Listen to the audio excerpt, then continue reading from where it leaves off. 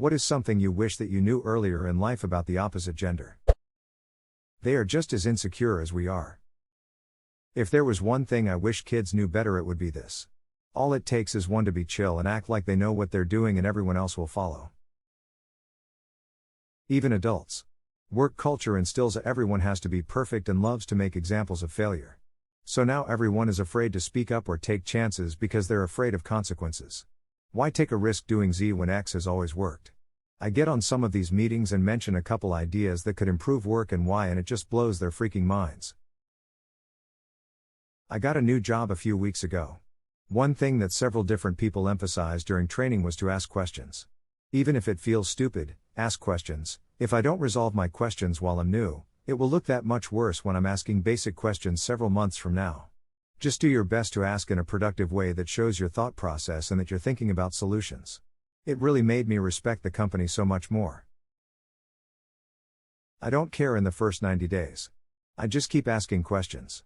The initial questions build into better questions. Every question improves the following question. I don't worry about being productive with my questions, that's the end result. My goal is to understand and map things out in my head so I get a comprehensive understanding. This method usually results in that's a good question, or I have no idea why we do that, etc., but my experience is mine and I wouldn't think it works in every situation. They are just as screwed up as we are. Everybody's screwed up. That boobs are heavy as duck. When my wife was pregnant, sometimes I'd just stand behind her and hold them up for a bit. She said she could immediately feel the relief in her back. Win-win. Edit misspelling. Being a hand bra is a life goal of mine. Regardless of cup size. Edit, WTF 5,000 upvotes for liking titties ? First time I've ever got 5k upvotes on anything. Thanks ladies and gentlemen. Probably mostly gentlemen XD. Oh, I've got a job for you then. I'll even shave my chest first. Nah. Leave the hair. Themes keep the hands warm lol. It also provides better grip. Men may miss the affection from childhood. Like a simple hug, kiss on top of the head, or pats on backs or shoulder. Also to hear that someone cares and loves them. If you didn't get one today or in the future, I am sending virtual hugs and top of the head. Don't be a pervy. Kisses to you all. Thanks all. My dad passed some time ago. He was so affectionate, as were the men in his family. It was, or still is, so weird to me that this isn't normal behavior for men. In his honor, a big hug, eye contact, kiss on the head and a head rub to you all. I know he would want this and give it himself if he were still with us. As a man, this touches my heart. Thank you, kind stranger. How every woman is different, and there is no works every time method for having great sex. The only solid advice is to listen and react. It's going to take longer than you think is also solid advice, but that plays into the listen and react aspect. And sometimes, just occasionally, it doesn't take nearly as long, and happens in totally unexpected ways. There was one time I tickled my wife's elbow and she had an orgasm. Bodies are weird. Same. Whenever my partner does this one thing with the back of my neck, just instant jelly legs. Every time. Big vibrator industry hates this one thing. You'll never guess. Setting 7 will shock you. No, seriously, the engineers are working on a fix, but don't use it on setting 7 until we run the recall. The fact that women sometimes aren't trying to fix it. There is that nail in the head skit, and it's so ducking accurate, but learning to ask, do you want advice or do you want me to just listen, was one of the more important things in having a good relationship. Wife, I'm so tired of this leaky faucet. Me, I'm hoping you just want me to listen. Really good point. As a woman, I have learnt that men need me to say what I mean. On behalf of men, thank you. Clitoral stimulation is where it's at. That being said, it should not be treated like the firing button on a Galaga arcade game, respectively. That man is playing Galaga. Thought we wouldn't notice. But we did. I understood that reference.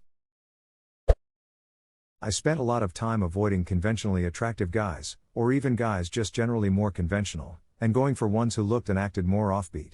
After years of this, I learned that being or looking weird doesn't necessarily make a guy down to earth, empathic, humble, or deep, and being good looking or more conventional doesn't mean they will be arrogant, entitled, shallow, or bland. How much confidence attracts them? I just bullshitted confidence at first and it worked so good now I'm actually confident. How does one bullshit confidence? I'm confident. That's the spirit. Reminds me of that Silicon Valley moment. All you gotta do, Richard, is deny all charges, and then they can't do anything. Yeah, I didn't do it, that's convincing. Say it just like that in front of the jury and you will be golden. No, I actually didn't do it, you are good at this. Edit, because so many people are seeing this, I feel I should say that I'm going on memory and the rough flow of the conversation is the same, but definitely this isn't word for word. I'm going to be a little particular about this. I wish I realized how much my wife loved me earlier in our marriage. I always knew she loved me, but I took it for granted. When I actually let her in a little, I noticed she had an everlasting love for me from the very start. Our relationship was always a close one, but I could have been a much better husband to her, and now that she has passed away, I'm beating myself up for not giving all of myself to her much earlier in our marriage. Moral of the story is, don't be afraid to show your true feelings for that special someone. I know it's a gamble and you could end up getting hurt, but if you are lucky you could meet your soulmate. Life is too short. Until we meet again, I love you, doll face. Edit, thank you to all for your well wishes and condolences. I never expected this comment to blow up like this. Men are not always up for sex at the drop of a hat. Sometimes you need to work them up. I always assumed they were just raring to go all the time, and I got sad and rejected and took it personally if they weren't in the mood. Men are people too, and it needs to be taught more.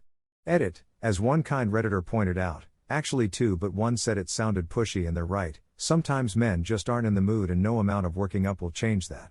We need to respect the word no from both genders. Edit 2, all genders, not both. Sorry everyone, I'm still trying to unlearn a lot of old behavior. Men are people too. Hold on, let's not get crazy here. Twitter liked that comment. That carnival music and confetti come out of the vagina during orgasm. You're saying they were all faking it?